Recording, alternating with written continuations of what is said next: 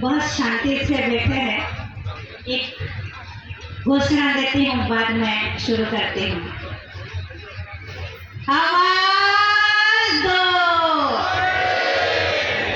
आ रहे हैं। हालांकि मैं तो अकेली हूँ, बहुमतवाद हो गया आपका। तो आवाज दो। धन्यवाद।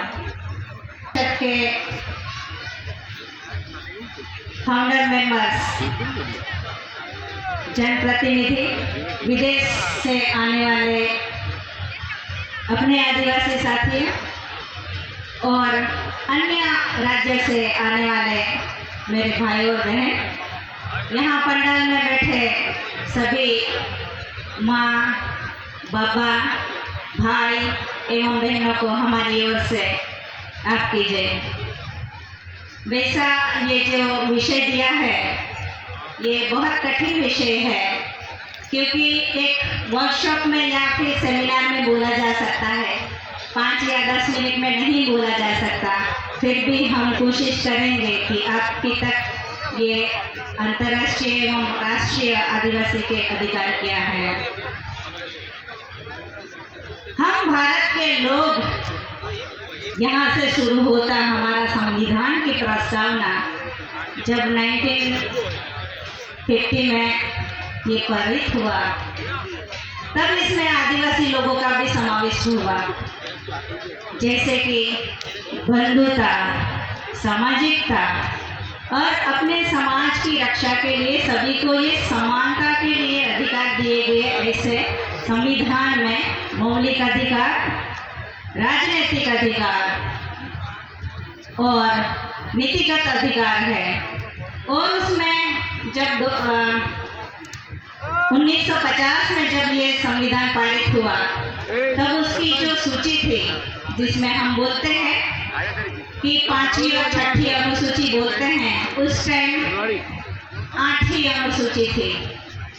बाद में 1971 में अमेंडमेंट संविधान में हुआ, तो आज तक इसमें 12 अनुसूचियां हैं। ऐसा माना जाता है कि भारत देश में रहने वाले सभी लोगों को ये मौलिक अधिकार है। हम नहीं बोलते, संविधान बोलता है। अनुच्छेद 13 बोलता है कि सभी को समन्वय से, मतलब स्थानीय लेवल तक, क्षेत्रीय लेवल पर सभी की विधि विधान से उसका संवैधानिक अधिकार है, यानी फंडामेंटल राइट्स है। फिर भी उसमें कुछ अपवाद रखा है। कैसे? आदिवासी और अन्य पिछड़ा लोगों के लिए गवर्नमेंट उसकी सामाजिक, आर्थिक एवं उसकी जो पारंपरिक जो ज्ञान है, उसकी जो व्यवस्था है, उसको सुदृढ़ करने के लिए अलग कानून बना सकती है। और 15 में बोला गया है कि किसी धर्म, वंश, जाति, लिंग इत्यादि के भेदभाव से कोई नौकरियों में कोई असमानता नहीं होगा, मतलब समान भाव है। फिर भी उसमें रखा गया है कि जो आदिवासी है, जो अनुसूचित जनजाति है, क्योंकि मैं आदिवासी शब्द का यूज करना ज़्यादा पसंद करूंगी, और जनजाति जो शब्द है वो संवैधानिक शब्द है, तो मैं यहाँ आदिवासी शब्द का यूज करूंगी। तो ये जो अधिकार है, ये अधिकार सभी को दिया है। फिर भी उसमें भी कुछ व्यवस्था रखी है संविधान में, वो बहुत अच्छी। ये ऐसा नहीं है कि ये अधिकार सबको है, पर मौलिक अधिकार में भी आदिवासियों को ये अधिकार दिया गया है, जिसको हम फंडामेंटल राइट्स बोलते हैं। इसकी वजह से समाज का आर्थिक एवं सामाजिक एवं राष्ट्रीय स्तर पर वो प्रतिनिधित्व करे, अपने समाज का वो आर्थिक और सामाजिक लेवल थोड़ा अप लाए।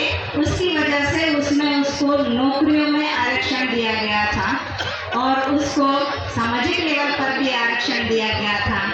338 में जैसे संविधान में लिखा है कि सांसद और विधानसभा में भी आरक्षण दिया गया है। पहले ये जो आरक्षण था, पॉलिटिकल आरक्षण, वो 10 साल के लिए रखा गया था। फिर उसको एक्सटेंशन करते करते यहाँ तक आए हैं।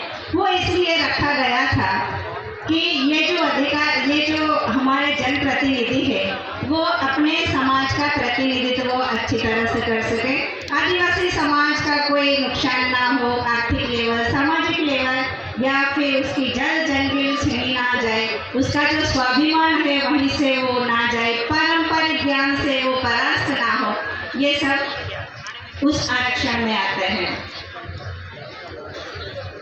सुरक्षा के लिए भी बहुत अच्छा प्रावधान किया है, पर हमारे पास बहुत कम टाइम है, इसलिए हम डायरेक्टली अनुसूची 5 एवं अनुसूची 6 पे निकल जाते हैं।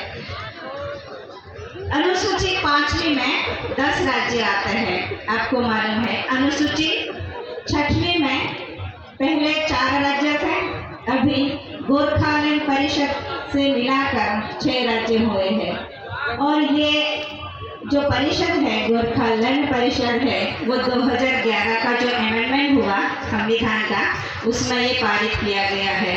आदिवासी के लिए स्पेशल एक्ट की बात किया जाए तो उस पर शोषण या अत्याचार ना हो, इसलिए उस पर SC ST यानी अनुसूचित जनजाति उसके उत्पीड़न शोषण के विरोध में एक कानून दिया था। वो अधिकार हम कहीं ना कहीं हमारा अधिकार हनन में हो रहा है। 5वीं अनुसूची की तो बात पकड़े तो वहाँ स्वायत्त कमेटी की बात होती है, और 6ठी अनुसूची की बात करें हम तो वहाँ आदिवासी स्वायत्त परिषद, यानी दोनों में ये इतना फर्क है कि वहाँ राज्यपाल के अनुमोदित होते हुए 5वीं अनुसूची में उसके 30 सदस्य होते हैं, और 6ठी अनुसूची जो है नाभा कुमार जी ने कहा कि वो बहुत अच्छे हैं 5वीं अनुसूची से, तो ये स्वयं जो सदस्य होते हैं वो स्वयं ही करते हैं। आदिवासी के अधिकारों के बारे में संयुक्त राष्ट्र संघ ने भी विशेष पहल जारी की है।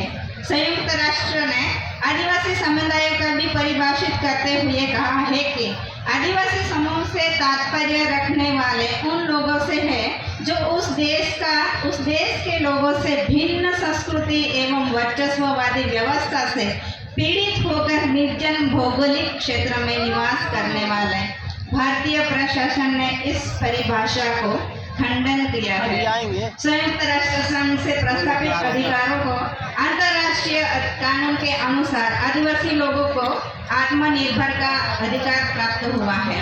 संयुक्त राष्ट्र संघ ने जब ये अधिकार पारित हुआ, वो अनुच्छेद 1 से लेकर 46 तक है। वो पूरे के पूरे हम नहीं पढ़ेंगे, क्यों नहीं पढ़ेंगे, समय की पाबंदी के हिसाब से, पर थोड़े बहुत प्रावधान है जो लगना चाहिए। बाद में जो सब्जेक्ट आता है उसके विषय में है, इसलिए मैं बोल देती हूँ।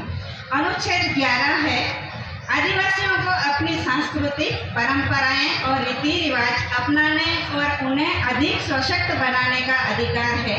इसमें उनका यह अधिकार भी शामिल होगा कि वे पुरातत्व की दृष्टि से महत्वपूर्ण और ऐतिहासिक स्थलों, कला, वस्तुओं, डिजाइन, समारोही आयोजन और दृश्य एवं मंचन कलाओं का भी साहित्य से निर्मित अभिव्यक्ति की देखभाल, संरक्षण का विकास कर सके, ऐसा उस अनुच्छेद बोलता है। यही अनुच्छेद संविधान के 12, 13 और 14 में आता है। तो अगर 12, 13 और 14 में जो अधिकार आते हैं वही अधिकार संयुक्त राष्ट्र संघ ने 11वां अनुच्छेद में रखा है। आगे अनुच्छेद जो 12 है, आदिवासी लोगों को अपनी आध्यात्मिक और धार्मिक परंपराओं, रीति रिवाजों और समारोह के मनाने, विकसित करने और पढ़ाने सिखाने का अधिकार होगा। अपने धार्मिक एवं सांस्कृतिक स्थलों के रखरखाव, संरक्षण एवं पूरी गोपनीयता से वहां पहुंचाने का, अपनी पूजा की चीजों को प्रयोग एवं नियंत्रित करने का तथा अपने नश्वर अवशेषों को अपने यहाँ प्रत्यावित करने का अधिकार दिया है। यानी इतने अच्छे हमारे जो अधिकार हैं, वो अधिकारों को हम संभाल के रखें। हम ऐसा चाहते हैं। इंडिया स्पैन की एक रिपोर्ट के मुताबिक देश के 8 राज्यों में आदिवासियों को जो तकलीफ हो रही है और आने वाली है, वो है छत्तीसगढ़, उड़ीसा, उत्तर प्रदेश, महाराष्ट्र, आंध्र प्रदेश, हिमाचल प्रदेश, तेलंगाना एवं कर्नाटका ऐसे 10 राज्यों हैं जो 10 लाख आदिवासियों को प्रभावित कर सकते हैं। अभी हाल ही में 2006 में जब वनाधिकार कानून आए तो एक ऐसा कानून था जो आदिवासियों को आदिवासियत बचा के रखने के लिए वो बहुत महत्वपूर्ण कानून था। जब इन कानून तब इम्प्लीमेंटेशन होता है जब उनका नियमावली होती है। 2022 जून में वन अधिकार कानून के नियम बने। नियमों के पश्चात जब राष्ट्रीय हमारे जो महासचिव है आप अशोक भाई जी ने बताया कि 10 लाख जो आदिवासी हैं वो विस्थापित होने वाले हैं, तो वही जो नीति है, नियम है, उसी से प्रभावित होने वाले हैं।